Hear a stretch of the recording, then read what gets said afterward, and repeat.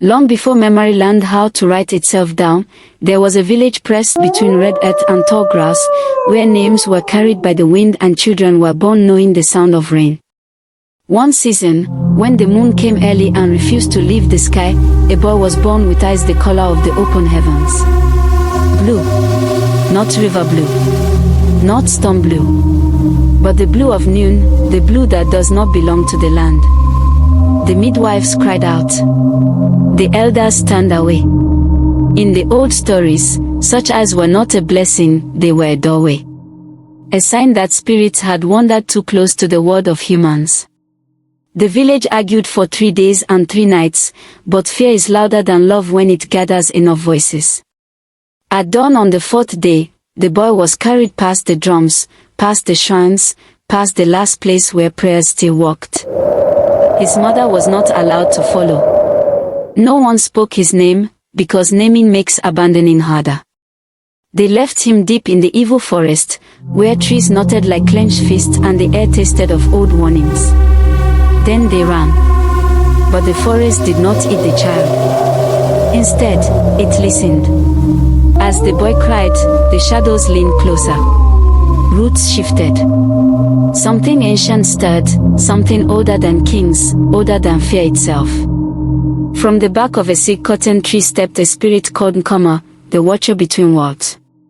Neither man nor woman, neither living nor dead. A keeper of broken things. Nkoma lifted the child and looked into his sky-colored eyes. You have been rejected by people, the spirit said, voice like wind through leaves. So you will belong to time. The boy did not die. He did not age. He did not forget. The forest raised him. The ants taught him patience. The panther taught him silence. The river taught him how to remember without drowning. Years passed like footsteps in sand. Empires rose elsewhere.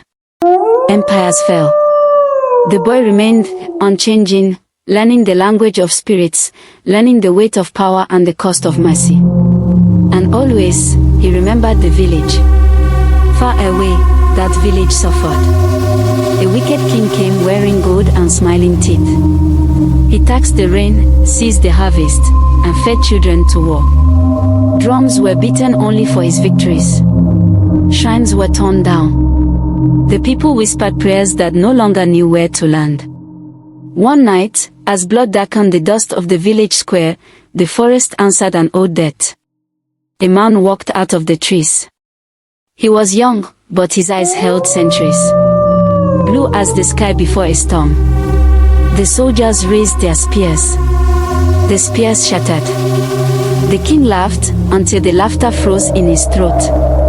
The man spoke, and spirits stood behind his words. I was thrown away, he said calmly. But the forest keeps what humans discard.